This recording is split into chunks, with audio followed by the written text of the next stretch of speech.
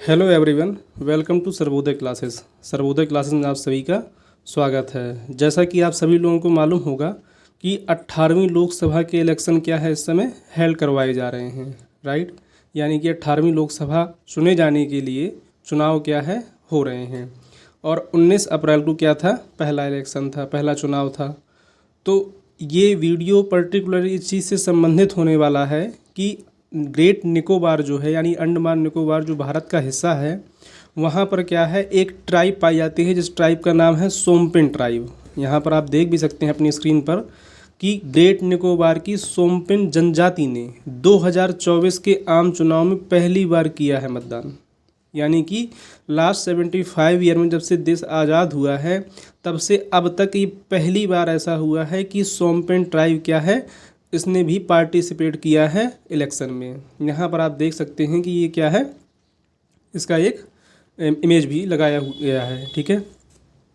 अब सोमपेन ट्राइब क्या हो जाती है, इसलिए हमारे लिए इम्पॉर्टेंट हो जाती है समझना, क्योंकि ये किसी भी कॉम्पिटिटिव एग्जाम में या आपसे पूछी जा सकती है, राइट। तो आइए हम लोग इसमें थोड़ा सा इसका डेप्थ एनालिसिस करेंगे कि सोमपेन ट्राइब क्या है और कौन कौन सी ट्राइब हैं, क्या इसकी स्पेशलिटी हैं, ये सारी चीज़ों के बारे में हम लोग देखेंगे।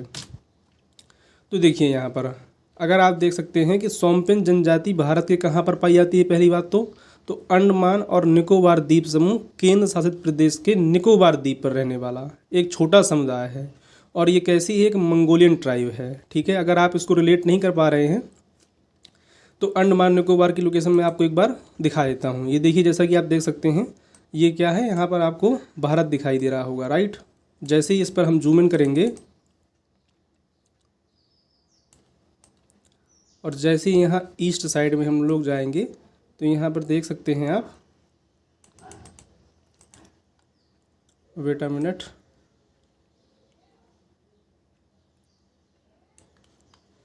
ये एरिया, ये अंडमान सी है और ये क्या है आपका अंडमान और निकोबार क्या है, आइलैंड है। अगर मैं इन पे और जूम आउट करूँगा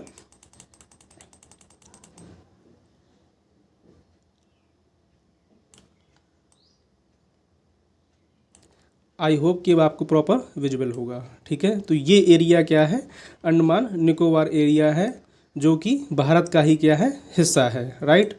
और यहाँ पर आप देख सकते हैं कि ये एरिया जो है यहीं पर क्या पड़ता है, आपका मलक्का स्टेट पड़ता है, ये आपको दिखाई दे रहा होगा यहाँ पर।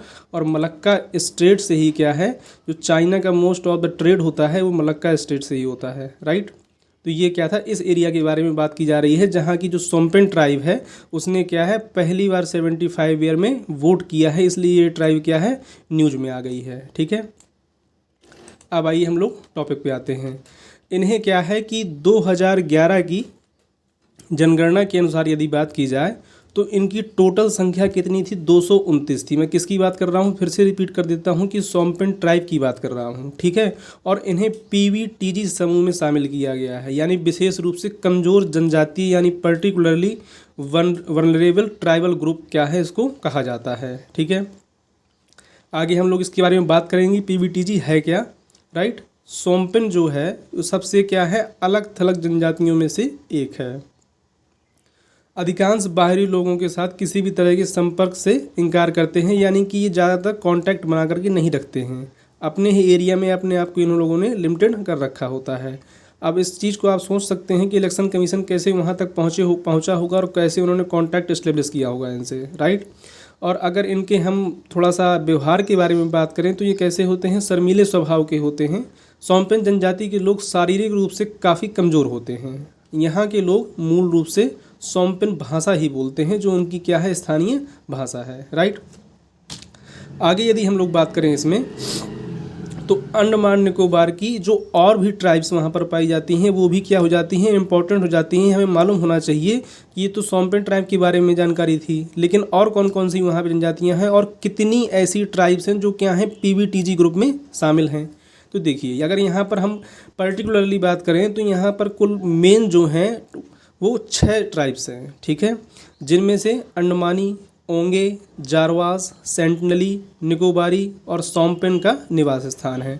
सेंटनलीज क्या है, कुछ टाइम पहले क्या है चर्चा में थी, जब एक अमेरिकी क्रिश्चियन जो है वहाँ पर गए हुए थे तो उनको क्या है उन्होंने बो और एरो से जो है मार दिया था, इसलिए सेंटनली क्या थी, चर्चा में थी। खैर यहाँ पर मेनली 6 ट्राइब की बात है, तो अंडमानी, ओंगेज, जारवा, सेंटनली, निकोबारी एंड सोम्पेन, ये क्या है मेनली 6 ट्राइब हैं, जिनमें केवल निकोबारी को छोड़ करके, मैं फिर से रिपीट करता हूँ क्योंकि ये पॉइंट इंपॉर्टेंट है, निकोबारी ट्राइब को छोड़ करके बाकी जो शेष 5 ट्राइब्स हैं वो क्या हैं, पीवीटीजी में शामिल हैं। ठीक है,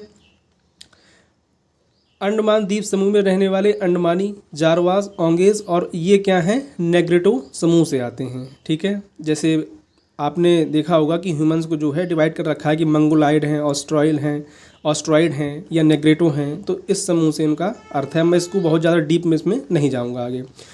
जबकि निकोबार द्वीप समूह में रहने वाले निकोबारी और सोम्पेनाई जो हैं वो क्या हैं, मंगोलाइड समूह के हैं। ठीक है, भाषाई और सांस्कृतिक दृष्टि से और सदियों से उनके द्वारा अनुकूल जीवन के तरीके में एक महत्वपूर्ण अंतर दिखाई देता है। ये क्या था, थोड़ा सा एक्स्ट्रा फैक्ट था इसमें। अब आगे अगर देखना चाहते हैं कैसे दिखते हैं ट्राइब से ये, तो यहाँ पर आप देख सकते हैं ये जरावा ट्राइब से है। जरावा ट्राइब से क्या है, कुछ इमेज हैं, भारत सरकार के कुछ कार्यक्रम क्या है यहाँ तक पहुँचाए जा रहे हैं, तो उसी से संबंधित ये क्या है, उनके जो ऑफिशियल पोर्टल है उससे निकाली हुई पिक्चर्स हैं ये। ठीक है, और आगे देखें यदि, तो ये कौन है, ये ओंगे ट्राइब है। ये देख सकते हैं यहाँ पर कि सरकार अपने स्तर पर प्रयास करती है इन तक पहुँचने का और इनको सरकारी स्कीमों का लाभ पहुँचाने का। ठीक है, अब आगे यदि हम लोग बात करें इसमें, तो पीवीटीजी का जिक्र हुआ है कई बार पीछे, तो पीवीटीजी की हम लोग बात कर लेते हैं कि पीवीटीजी है क्या। जैसा कि मैंने बताया आपको, विशेष रूप से कमज़ोर जनजाति यानी पर्टिकुलरली वल्नरेबल ट्राइबल ग्रुप्स की बात हो रही है। 1973 में ढेबर आयोग, ये इम्पोर्टेंट है, 1973 में ढेबर आयोग ने जो ट्राइबल ग्रुप हैं उनको एक अलग श्रेणी के रूप में बनाया था। ठीक है, क्या है, जो ट्राइबल ग्रुप हैं उनको एक अलग श्रेणी के रूप में बनाया गया था।